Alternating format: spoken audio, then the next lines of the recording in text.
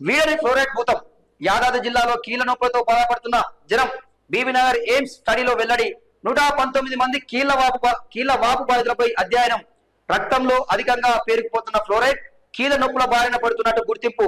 బాధితుల్లో 88% మంది మహిళలే.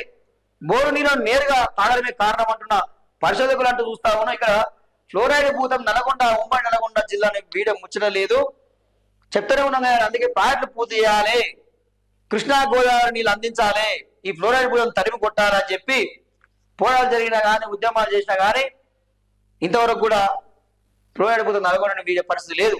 ఇక్కడ భీమనగర్లో చూసుకుంటే యాదాద్రి జిల్లాలో 119 మందికి కీలవాపులు వచ్చాయి. ఎందుకు వచ్చినాయా అని చెప్పి టెస్టులు చేస్తే వాళ్ళ మొత్తంలో ఫ్లోరైడ్ పేరుకపోయిందట.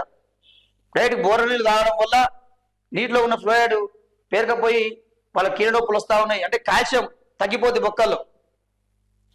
సో అది జరుగుతూ ఉంది. అందుకే కదా నల్గొండ ఉన్న ఉత్తమ్ కుమార్ రెడ్డి, మీరే కదా ఇరిగేషన్ శాఖ మంత్రి, కోమరెడ్డి వెంకటరెడ్డి, రాజగోపాల్ రెడ్డి, జానారెడ్డి, మీ రెడ్డిలు అందరూ కూడా మీ నల్గొండ లీడర్లు, టాప్ లీడర్లు మీ మునగానం అంటారు కదా.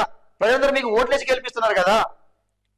మీరు ఆ ఎస్ఎల్బిసిని పూర్తి చేయాలి, డిండి లిఫ్ట్ ఇరిగేషన్ పూర్తి చేయాలి, నీళ్ళు అందించాలి, ఫ్లోరైడ్ భూతం తరిమి కొట్టాలని చెప్పి సమ్మక్క సాధకులు పూర్తి చేయాలి,